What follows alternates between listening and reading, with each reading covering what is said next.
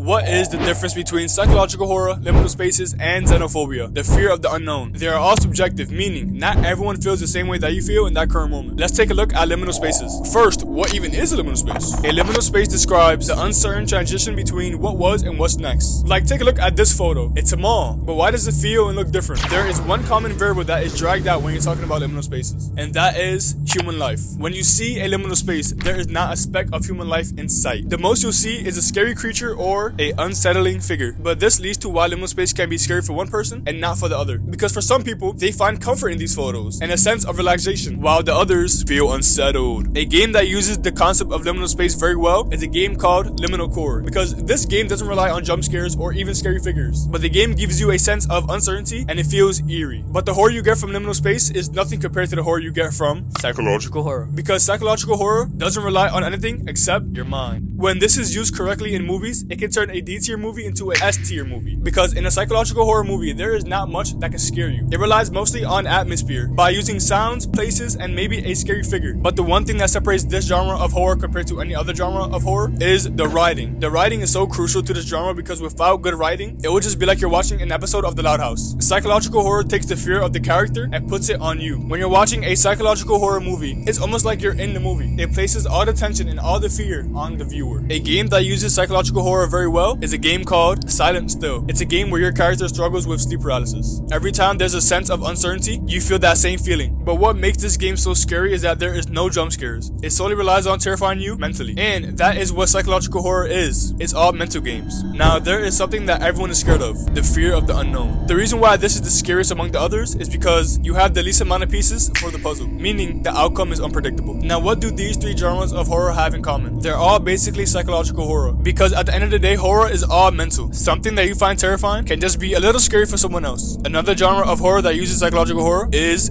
analog horror. This genre is so unique because it uses multiple scare factors. One of my favorite ones is the uncanny valley. If you don't know what that is, here's a video. Anyone in the eyes. They are not friendly. They will be dangerous. Please hide. Notice something staring in your immediate direction. Stay cautious of your surroundings. Do not let him get you.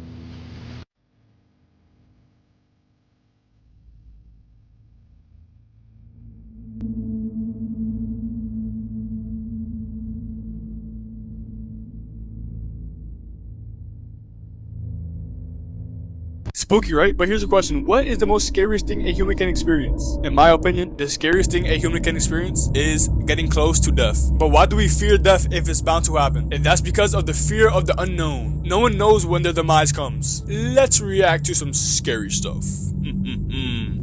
Now, I will be reacting to some scary videos, but the plot twist is, if I get scared, the video ends. Finish. Finito. Let's begin. Now time for our first video.